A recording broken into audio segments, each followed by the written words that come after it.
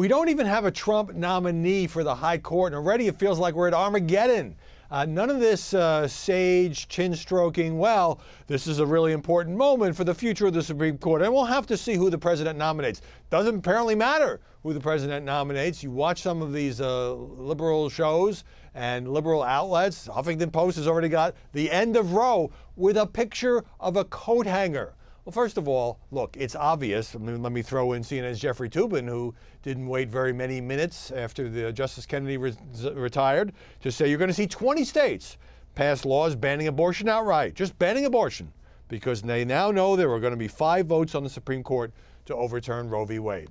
Well, I suppose that could happen. I don't think there's any doubt, no matter who the president nominates, if he gets his nominee confirmed, that there will be 5 justices on the court who are pro-life. Does that automatically mean they're just going to throw out this decision that has been the law of the land since 1973?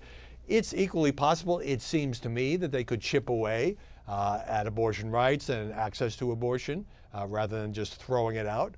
I don't know what's going to happen. But, you know, the funny thing here is, you know, Anthony Kennedy, by the way, was a Ronald Reagan appointee, and yet he became such a key swing vote, and voting with the liberals, I mean, he voted with the conservatives an awful lot, but he voted with the liberals on such issues as gay rights, gay marriage, as well as affirmative action, as well as, of course, abortion.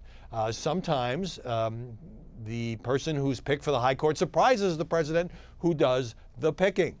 But at the same time, it seems like liberal journals have just, you know, gone completely past the analysis phase and just are on a war footing. I mean, Chris Matthews the other day was on TV just kind of talking over people, so hepped up, so riled up over this, saying things like, it's time for vengeance for what happened 2 years ago. And if the Democratic leadership can't stop this Trump nominee, whoever he or she may be, they'll be voted out, they'll be voted down. Well, I understand the argument because 2016, Obama vacancy, Merrick Garland, Mitch McConnell single-handedly stopped it. That left a seat open for Merrick Garland. So the Dems are trying to flip that and say, well, that was an election year. Of course, it was the last year of a president's term. This is an election year. Well, it's the midterms, and Donald Trump has at least 2 more years after this. So the same rule should apply, nothing until, no vote until after November. We'll see how they fare with that. What's also interesting here is the way in which some liberal legal commentators have turned on Kennedy himself. Why? Because he has the temerity to be stepping down on the eve of his 82nd birthday after 3 decades on the court.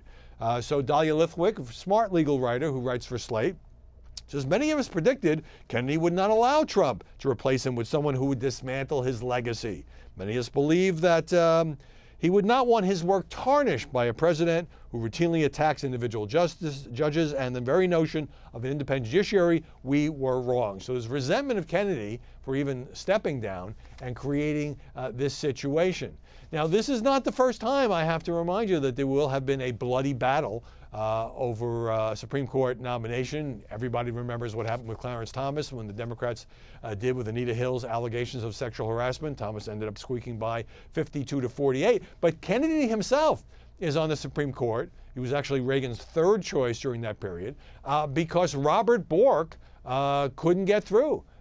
Because Ted Kennedy gave this impassioned speech about Robert Bork's America, which in retrospect, in the light of history, clearly over the top. He was demonized. They even produced a verb, borking. You bork a nominee with an unfair and unwarranted attack. Now, whether Bork deserved to be on the Supreme Court or not, the point is that was the Armageddon of its time back in 1987. So we have seen these battles before. The odd thing here is, you know, once President Trump picks somebody, obviously it will be conservative. It will almost definitely be somebody who is pro-life.